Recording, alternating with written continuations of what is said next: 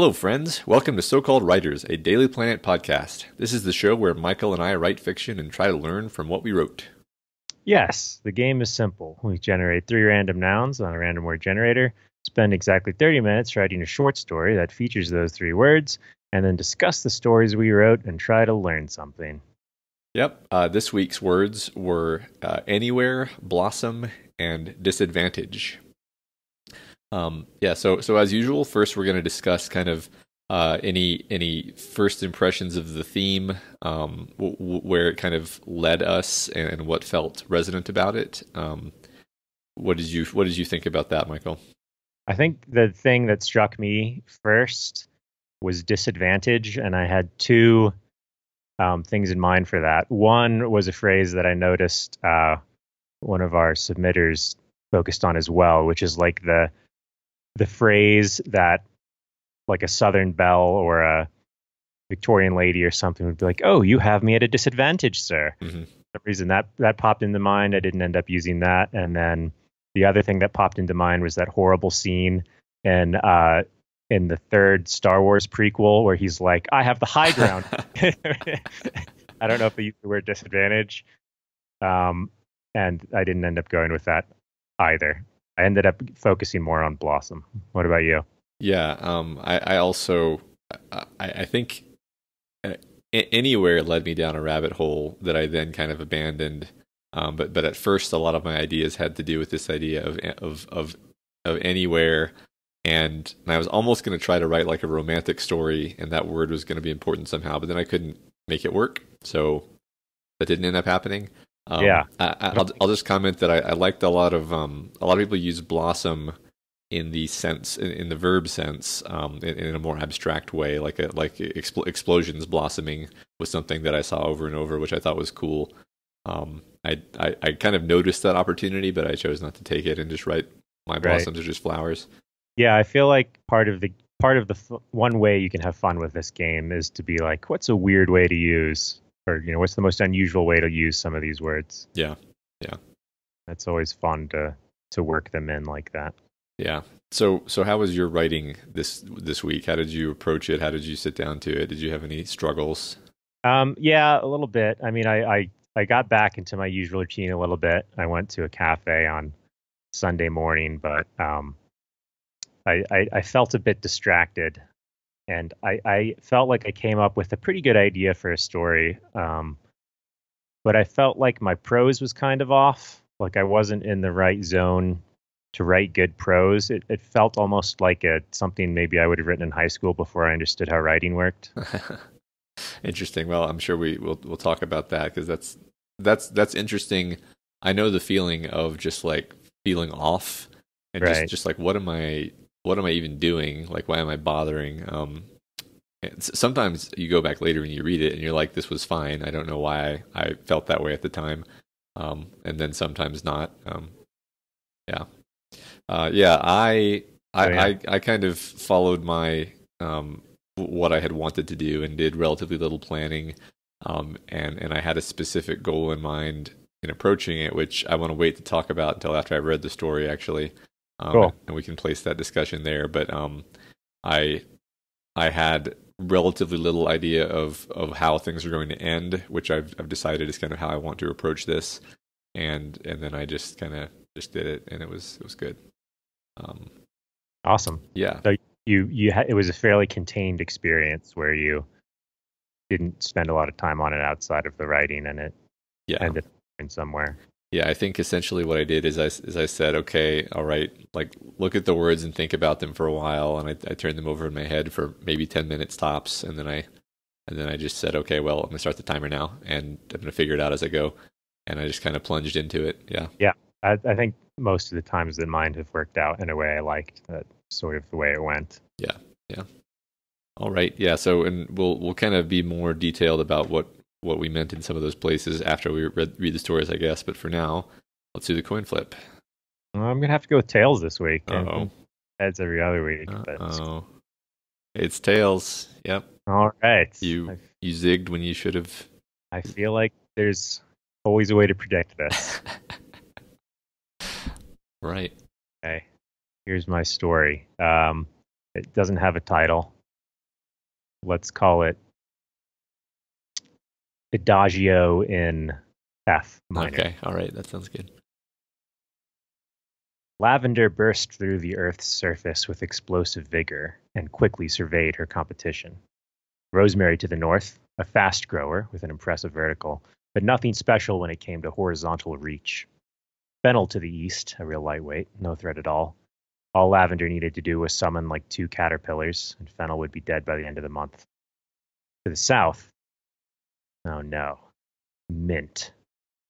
Double your pleasure, Mint hissed menacingly as it slithered to surround Lavender's only stalk. Lavender was at a disadvantage right from the start. And had this mint been planted, it was everywhere, and it was spreading at a terrifying rate, spreading to choke her out.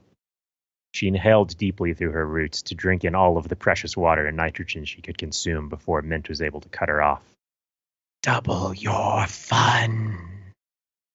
Lavender was surrounded on all sides. There was nowhere to go but up. So that's where she grew.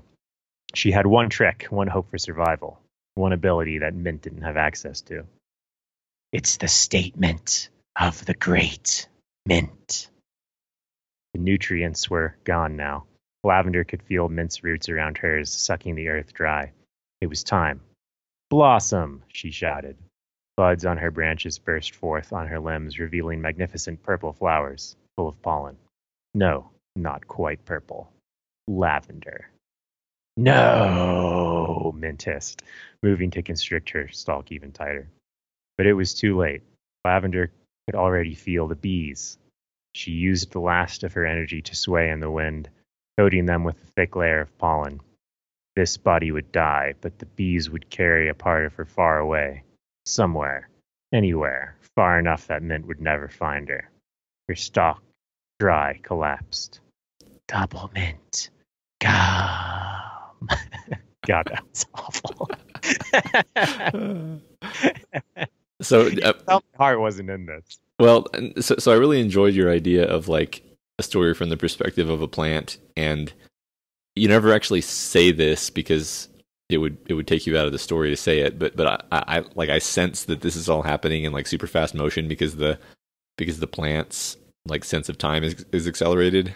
Yeah, that was the whole seed idea for this. Yeah. Actually, was like if plants experienced time as we did, then that would just be really boring. Uh-huh. So obviously they experience it in an accelerated way. That makes sense, and I'm guessing that Mint actually is like a plant that grows to squeeze out other plants. Is that true? I don't know if that's true, Okay. but I had a herb garden as a child, and with various herbs in it, and the mint does kind of take over everything. Okay. Pretty crazily. Yeah. And I have no idea. I know lavender has. I think lavender has flowers. I didn't look that up. I don't know if they like pollinate through bees or whatever, but it just seemed like something that they might do. Yeah. I mean, I'm pretty sure that's. I wasn't sure exactly where the story was going to go, so I was like, Well, blossom was kind of the key thing. Yeah. You know, I'm thinking like if you just take out the parts where the Mint says double mint gum references. Yeah, it's less ridiculous. It would actually be just like a serious. I don't know if science fiction is the right word. Kind of a serious, interesting story from the perspective of a plant, and it would encapsulate this neat idea about the fast forward nature of their time and the struggles and all that. I really liked your like inhaled through the roots idea. Yeah. I think it's a good story here. I don't think I was able to find it within the time period. Yeah, it's possible that you. Yeah, yeah. I don't usually make suggestions because that's kind of not the point of the exercise, but I'm thinking it would be improved by removing the humor aspect and making it more serious. Actually, yeah, I agree. Yeah, I just had this one mental image of like the Mint being like it's the statement of the great Mint, as in like he's like the great Mint, like the demon Prince Orcus or something, but a mint. but it really wasn't it didn't really have the intended effect. It just seems like an advertisement now. So yeah, I think that'd probably be the first thing to do, because it is kind of a tragic plight of the lavender. Yeah, yeah, I like it as a tragedy. The other thing, so one thing I wanted to point out is just like I really didn't. I think the language was bad here. Like it was just kind of like me describing what was happening in a really basic way. Like I said, like maybe I'd written it in high school or something, or middle school even, or elementary school. Like this is the kind of ridiculous story I'd probably write in elementary school. Okay, And well, no, I'm not sure. I'm not sure. I mean, I wasn't really in the zone, but like writing action. How? yeah, I don't write a lot of action. Like most of my best work tends to be more like laying a scene and using tone and stuff like that, and not like a rapid things happening. Um, so like to go back to like in elementary school, I'm pretty sure all I wrote was action, but it was terrible. yeah, me too. Um, so what makes a good action scene, would you say? Yeah, I've thought about this a bit, and that was kind of why I tried to write at least one or two of the recent things I've written was Right. was an action scene, because I'm trying to get better at that, because exactly like you said, I used to only be interested in writing action, and it was completely empty. I think maybe what's missing, to interrupt you, That's fine. but just is I don't know if you can do a good micro action scene, or maybe that's really challenging. Like I think the key to action is how you've set it up. Yeah, I think you Like, have to care about the characters, right. and I think you have to have set up a meaningful conflict. Yeah, I agree with you there.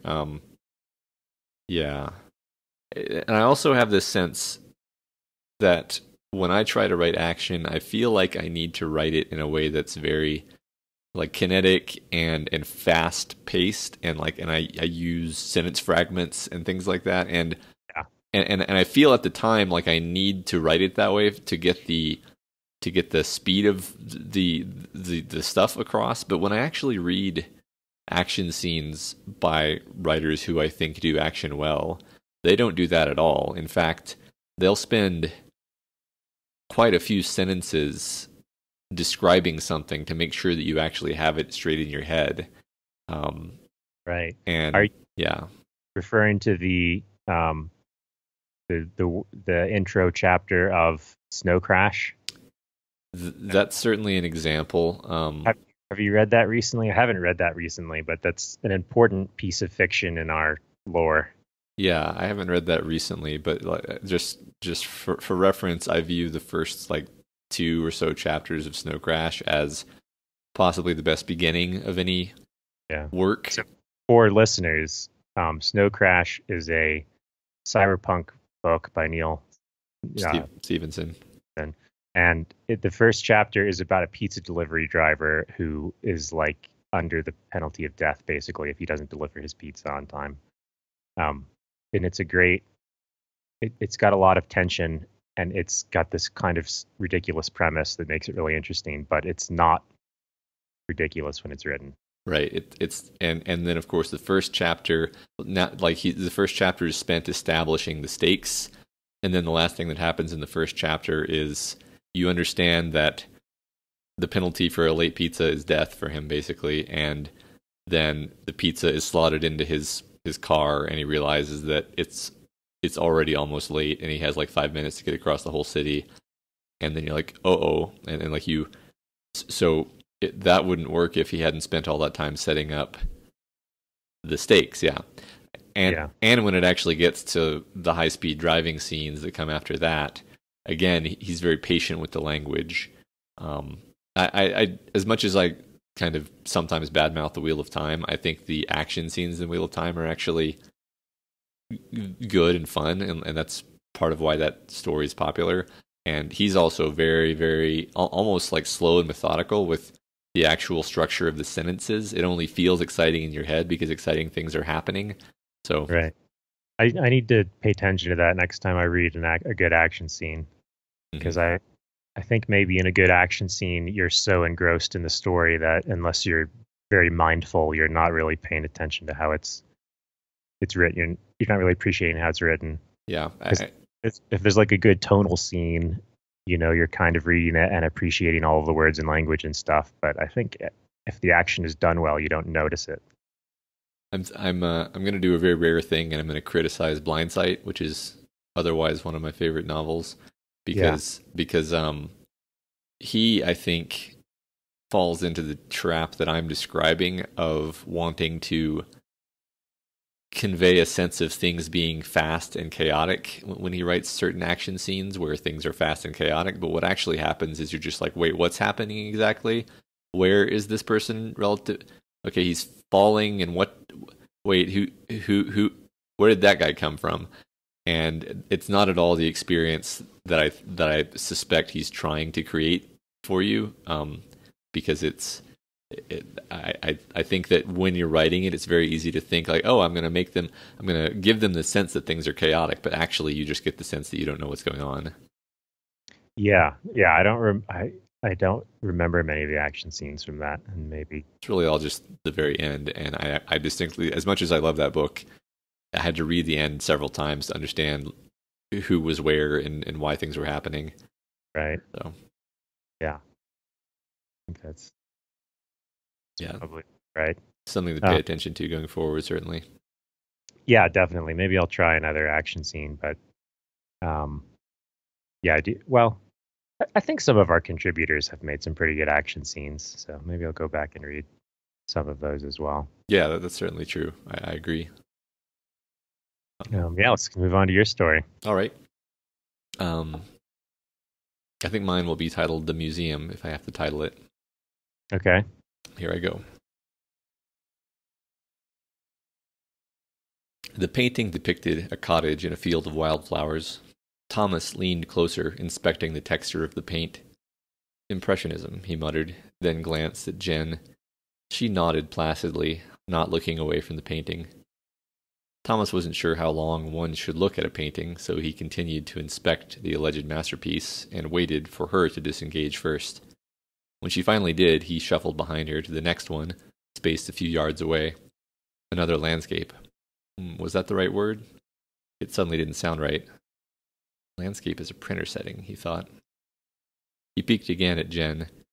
Cool, disengaged, her attention completely on the painting. The silence was crushing. So, he said. His voice sounded way too loud. He lowered it to a mumble. You paint? Some, she said. Oh, he said. Good. They moved to the next painting. Another landscape, or whatever the word was. A field of wildflowers, the blossoms mere daubs of white paint. I was thinking I might try my hand at painting, he offered. She said. Thomas sighed through his nose. He was about 80% sure this date was a bust. Yeah, he said. Not this kind of stuff, though. I would paint something with, feeling, pathos. Pathos, she said skeptically. Yeah, he said. I would make people feel things. What's the point of art without that? What kinds of feelings? She said, looking at him. An actual question. That was good. That was enough of a hook for an actual conversation. He met her eyes. Oh, big, profound ones. His voice crept louder as his confidence grew. Loss, longing, suffering. Suffering, she said, looking away again. You know something about suffering? Doesn't everybody? He said warily. I don't mean the kind of suffering caused by having your name misspelled on your Starbucks order, she said. 90%. She continued. You were telling me earlier you haven't really been anywhere. You haven't really done anything. How can you expect to move people with art if you haven't experienced anything? It's a disadvantage, he said, stung. I may not have had as many experiences as some people, but you don't know me. You don't know what it's like to be me. She gave him a look. 100%, he thought. Enjoy the landscapes, he said tersely, and walked away. His footsteps echoed endlessly in the hovering silence. These tickets cost me $30, he thought. That's loss right there. Excellent. I really like this. Um, it's a good exploration of of a human's actual thoughts. Yeah. So that I appreciate that response actually because I didn't. This was not actually an attempt to just make Thomas seem like a bad person. No, Nor I didn't get that at all. okay, and nor was it an attempt to make Jen seem like a bad person. Both of them are kind of crappy at each other. Right. Yeah, This is just, I mean, this is exactly what it is. It's a date where for whatever reason they just failed to connect, right. despite maybe him trying to, and it's not really explained why she's not making an effort, but maybe that all happened before this. Yeah. And you're not meant to know. But I didn't judge him poorly at all. Okay. That's good for me to hear because I wrote it and I felt a certain way about it, and then I read it the next day and I was like, oh, now I feel like this is just like almost me just trying to write a character who comes off really poorly, and he comes off really poorly in the sense that he is not very good at this. But Right. He seems like just kind of maybe a teenager or something yeah, who isn't quite sure how this all works and is trying his darndest. I don't get the sense that he's like purposefully trying to manipulate her or anything.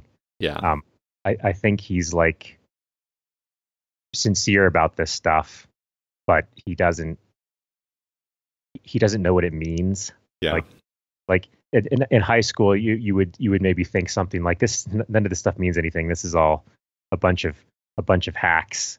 Um, but that doesn't mean that you immediately have something in mind. right, That would be your work of art that would have a bunch of meaning. You were just like searching for what it is that you know don't like about it. Or I don't know. I guess I'm bad at describing no, this too. no, I mean it's this is good. So in terms of what I was trying to accomplish with this, and I don't want to get too like windy and meta about it, although maybe it's unavoidable. But I was thinking about how all of the writers that I respect have a lot of they display a lot of vulnerability. They put a lot of themselves in the work. They really put themselves out there in a way where you can't help but think that it takes courage to write that down and then show it to other people. Um, I, I find that very valuable in the things that I read, but I don't usually write that way. I don't. I mean, I think it's natural to flinch away from that exactly because it's frightening to reveal too much of yourself. I think that's just human. So I was thinking when I started this story, I was like, I'm gonna try to. I want to. I want to write something that makes me feel uncomfortable to write. And I was like, okay, well, I didn't have any ideas for what that would be, and then I thought, well, that's kind of sad, isn't it? and then I was like, okay, well, let me go meta and have my character be someone who also can't think of, who also wants to express something deep and profound, but turns out he doesn't actually Right. have anything to say, which I thought was the best way to approach this and the best way to explore it actually. And just for the record, I don't actually feel like I haven't had any experiences worth writing about. It's more that it made sense for this character being in this position to be someone who didn't have any answers. Yeah. I like his response at the end. He's like you when after she said, you haven't been anywhere, you haven't done anything. And he's like, well, it's a disadvantage, but that doesn't mean I couldn't, Yeah, do it. And I think that's the correct response, actually. yeah, To art, you don't have to have had this struggle of a childhood where your parents didn't love you in order to do good art. yeah, And I felt like that sentence kind of redeemed his struggle. I empathize with him as like someone who's like kind of trying to figure out, art. Like he wants to be an artist, at least in this moment. Yeah. And yeah, he's trying to figure out what it is. Yeah, I've read that if you want to have a debate in your writing, then it should be a debate over something that you're genuinely of two minds about, and what she says and then his response are almost like the two sides of my thoughts about this, where Yeah. I admit that I do tend toward agreeing with his response, but also I was sort of speaking through both of their mouths when I said, if you haven't really done anything and haven't really experienced anything and haven't really been anywhere, Right. how are you supposed to find something to how are you going to have the raw materials to create something amazing? And his response is like, I don't know, but also you don't know what it's like to be in my head, regardless of what I've experienced. Right. I like the meta level of this because this is about that very thing, Mm-hmm. and it's still interesting. Like this is an experience that a normal person would have, Mm-hmm. and it's still enjoyable to read. It's kind of like Seinfeld, but not from. I mean, there is some humor here, but not necessarily from the humor perspective. It's like a great moment of relatable humanity that isn't something super dramatic or romantic, but can still be very much appreciated when you're reading it. Yeah, thanks. So do you share that feeling that I was describing, that you value like vulnerability in artists and in writers that you like? I do, and I think, and maybe this is like snobbery, but I think that's kind of what separates like fan fiction from quality works of art. That definitely sounds snobbery. Support anyone who writes fan fiction, but there's something that kind of takes you out of it when you're just reading about a character who's doing all of the things that the author wants to do. Yeah. It can be fun to read that kind of story, but I think the stories you really appreciate are the ones that take you in several directions. And in order to really feel the joy of the character, you also need to feel feel uncomfortable for them sometimes. Yeah. Yeah. Right. I feel like there's a tendency in stories that are essentially just hero's journey stories, which is essentially every superhero movie, to do a good job at being a hero's journey story without ever containing an ounce of humanity in the sense of, I keep using the word vulnerability, and I'm worried that people aren't understanding exactly what I mean there, but just sharing, like, when the writer of something is sharing something that is personal and was painful for them to write about, and that it touches something in you that you may have never verbalized before, and maybe even in that moment you've never verbalized it because it's a painful or an embarrassing truth. I think that's the key thing, is what you just said about, I don't think it has to be painful or embarrassing, but it has to be like an idea that the reader kind of thinks that, like, I thought I was the only one who experienced that feeling about something. Yeah. And that's the kind of stuff that you really appreciate as a reader. And also, even if you haven't experienced it before, if you can successfully communicate that feeling to the reader, then it's a great exercise in empathy of a person who may be before, or type of person that maybe before that you didn't really understand.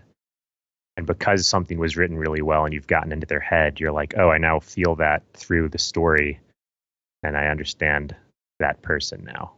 Yeah, I agree with that very much. I was just talking about this, how there's this one character in Worm who's like a terrible bully, and before I read the chapter from her point of view, I could never really understand why a person would behave that way, and people do behave that way. People are like pointlessly evil to each other. And then after reading her interlude from her perspective, I was like, oh, yeah, that's not only does that make sense, but that taps into feelings that I have, and it allows me to connect to this person completely. Right. That's a great mark of good writing right there. Yeah. And it expands your view of the world and people. Yeah. I wanted to point out though before I forget I really liked how this opened, where he's like, I'm not sure how long to look at this painting because I think I felt that exact thing in a museum before, Yeah. where I felt like I should be appreciating something more and just looked at it and then was like, well, should I just move on? Is it rude to move on? Am I doing this right? Yeah. And especially if you're doing it with someone else who you're trying to make a good impression on, I can definitely imagine this scene. Right, because presumably a person who knows about painting is actually looking at something when they're staring at a painting, whereas someone like me who doesn't at all would just kind of be like, "Yep, Well, thick brush strokes, I guess." All right. I mean, there are paintings with a lot of things going on that interest me in museums, but I have the sneaking suspicion that like most people who visit museums aren't appreciating anything. You know? Yeah. Like I feel like I don't know, maybe I just don't get it. Well, But I don't have anything against museums. I think it's a great thing, but I never felt like I've been doing it right, and that maybe I would need a historian like giving me some context to really appreciate anything in a museum. yeah, right. I think that makes perfect sense. I mean, that's actually why I had his first comment be like, "Oh, impressionism," because Because he's heard about because if you and because if you put me in an impressionism, like in a museum of impressionist paintings, I would like admire them. I would think like, oh yeah, I love impressionist paintings, and I can tell that this is the impressionist style. But that would be the end of smart things that I would have to say about it. right. So yeah. I think there's I've had two. I've had one good museum experience, which was at a modern art exhibit, which normally I would probably dismiss, but it was in Cardiff, and it was just me and a friend, and there was a museum curator or whatever museum employee who's just like, hey, you want a tour of this modern art exhibit? There's no one else there, so we're like, yeah, sure, why not? And it was really good when she like explained the kind of story and idea behind all the modern art things. And so I think context Yeah. can be really helpful. Yeah. The other thing I always appreciate about art, because I dabble in, I guess, like cartooning, is like how do you express the most complicated thing in as simple a shape as possible? Mm-hmm. And I think that's the only thing I know how to appreciate about art on my own. Yeah. Well, that's interesting because that's actually what's nice about the format that we're trying to do here. Yeah, it is. Um, Yeah, I guess it's kind of philosophy of trying to find the underlying ideas, the simple underlying ideas behind complicated art. yeah, I agree with your comment about context because I went to a Jackson Pollock museum in one of those cities that starts with a P, and it and it was fun because there were plaques that explained everything, and even at the time I was fairly cognizant that if those plaques hadn't been there, I would have just been baffled and looking at smears of paint but the stories behind things made it a lot more interesting. Right. Yeah, definitely. This is why museums are ruined for me ever since Wikipedia, because I want way more context. Like I want to just be able to read everything about exhibits, either in history or art museums. And so then I'm like, well, I'm just going to go on Wikipedia, and then I just stand in a museum looking at my phone. Yeah, it's funny. And now I'm analogizing the fact that this project is to write 30-minute stories, but I often am really excited to read the person's comment about their story because that's analogous to the plaque next to the piece of art where you get the context for what they were thinking and how it worked out. That's actually very, very fun to digest. We've basically created a museum of Yes. stories. Nice. So, yeah, we're museum curators apparently. All right.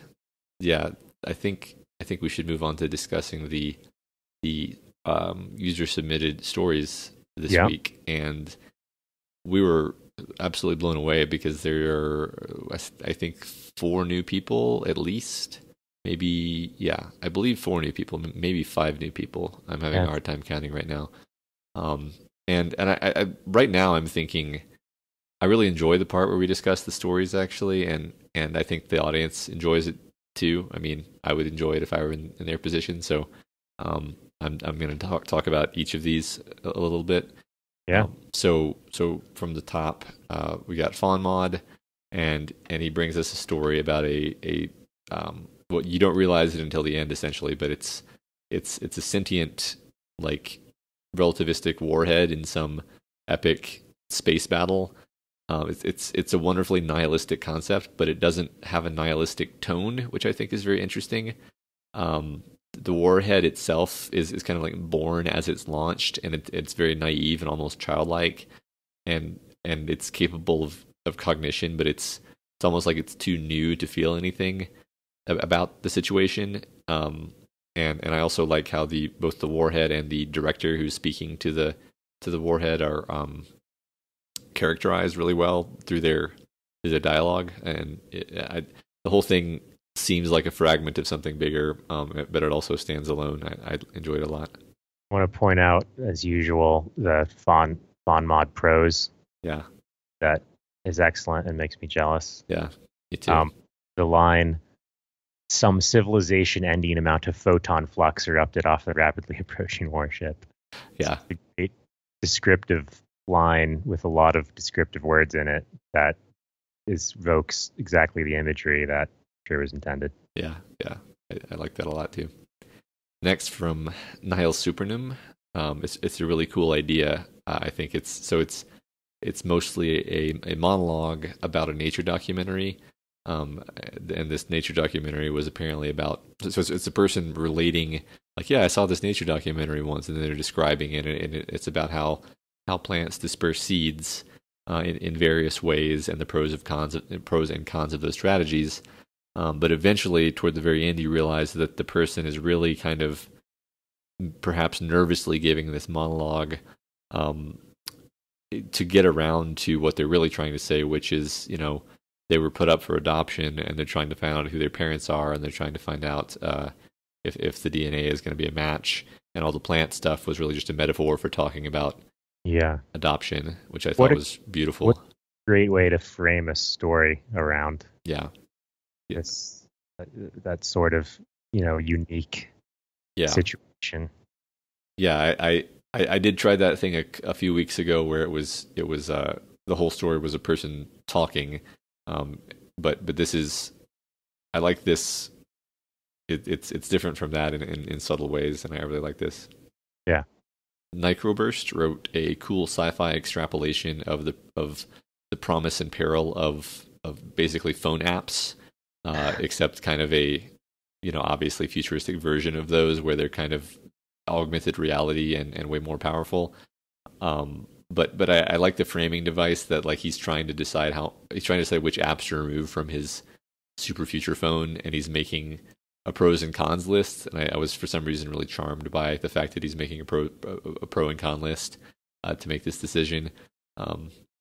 Yeah, a lot of cool kind of characterizing details. Like the first sentence is he sipped his flat white, and for whatever reason that kind of tells me who that character is, although I can't really vocalize what that means, but just someone specifically sipping a flat white kind of gives the impression of who it is. Yeah. I also got the strong sense that, he gives the date that this is at the end, but there's enough details even without the date that you get kind of this just around the corner future vibe from it, which I like, because I tend to write and enjoy weird far future things, and so it's always nice to read a near future kind of just kind of simple conceptual extrapolation science fiction story, because right. I don't usually do that, but I appreciate it when there's a good one.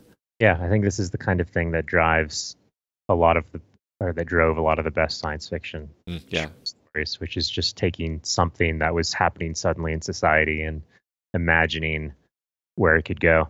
yeah, I agree. From the Blue Boom, we have a story about some undefined, dangerous, either captured or experimental creature that has escaped from its containment, and it's the point of view character is basically responsible for recapturing it, and the whole story is this kind of description of the process of corralling it and having a lot of difficulty doing that. Um, but eventually they find that it's returned to its cage, and it's never really stated. And I kind of like that it's never stated, but I think we're supposed to infer that this creature is just seeking the comfort of what it now thinks of as home, or perhaps it has done this out of desperation, realizing that it can't escape. And it's got a very mysterious tone. You really want to know more about what this creature is, and of course you don't ever really find out, and that's, I think, the correct way to deal with this type of story. Yeah, cool sort of monster science fiction Yeah, setting. And yeah, I also want to shout out to Blue Boom. It's his first story, and he was kind enough to comment on a lot of other people's stories, which is a nice thing to do. yeah, yeah. People really appreciate those, and I should do that more. but, Yeah, but yeah, it's awesome, Blue Boom. yeah. Thank you. From Kubilar, we have a I find a really good description a really good depiction of what it's like to be somebody in a situation of having someone angry at them, especially when the point of view character is at a power disadvantage. And it kind of made me anxious to read, actually, because it was so it really strongly evoked that sense of like someone who has power over me is mad at me, and I see that as a success. Yeah, yeah, definitely. Yeah. From Language Revival, we have I like this one. It was a novel use of blooming relative to the other stories, because it's like the epithet, like you bloomin' kids or whatever. And it was a very evocative little snippet, and I found myself puzzling over what these aliens are like that would cause this scenario to come about. I like little kind of perplexing scenarios that make you think about it and wonder about them afterward, and that's what this is. Yeah, there's definitely a something to be gained sometimes by not explaining almost anything. Yeah, and right. just like letting people's minds go in whatever weird directions. Yeah, I agree. From Ren Roby, we have an older woman, a Southern Belle character, which I think is what you were referring to earlier, coming into a doctor.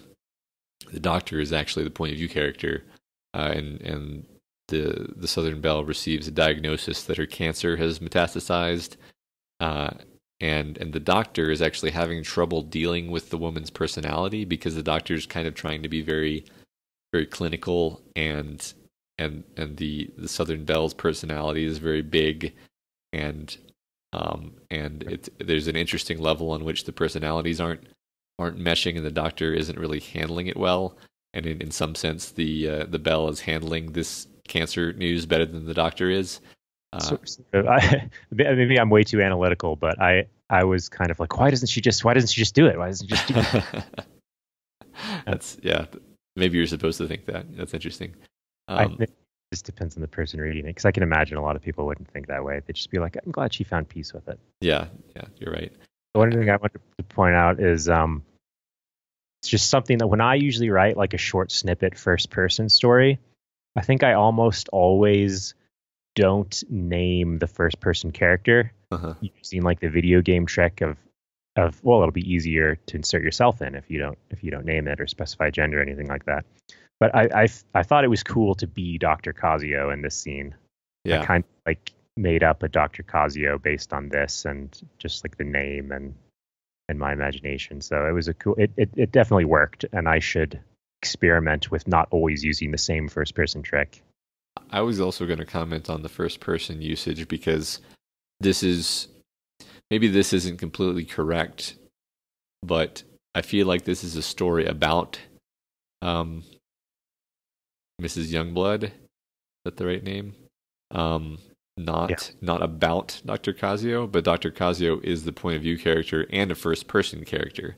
Right. I think what that accomplishes is it puts a distance there that actually works to underline the doctor's inability to understand the woman, and that serves the story really well because the main element here is that the doctor doesn't understand why she makes this decision, and we kind of also don't understand it because we're in the doctor's head.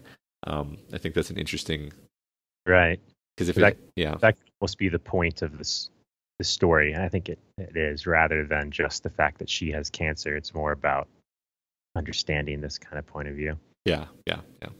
But yeah, that's. I mean, I feel like I learned something here because I feel like it would have been different if it were not first person, because then you wouldn't have this perspective that you're looking out from Dr. Casio at Mrs. Youngblood. Yeah. Good trick. And then finally, from I Am Not Faust, a captain of a space warship grimly rallies his crew to sacrifice themselves in order to protect their civilization. And I liked the efficient characterization of both the captain and the cadet, where essentially every line of dialogue is reinforcing this very consistent characterization. Yeah. Nice little space scene there. Yeah. All right. So that is everyone's story. That wraps up our show. Michael, let's spin the wheel and tell people what their words are for next week. Spinning the wheel. The words are appeal, coverall, and credit. Appeal, coverall, and credits. Awesome. Looking forward to this one. You can post your own story submissions to reddit.com/r/so-called-writers, and again, we will talk about each and every story unless there are suddenly way too many of them, which probably won't happen, but can always hope. What a coverall is. It's okay. You can make the choice of either just pretending you do. Yeah, make up a word. That's a good idea. Yeah. or you can look it up. Everything. Cool. Yeah. All right. Well, we'll see you guys next week. See you next week.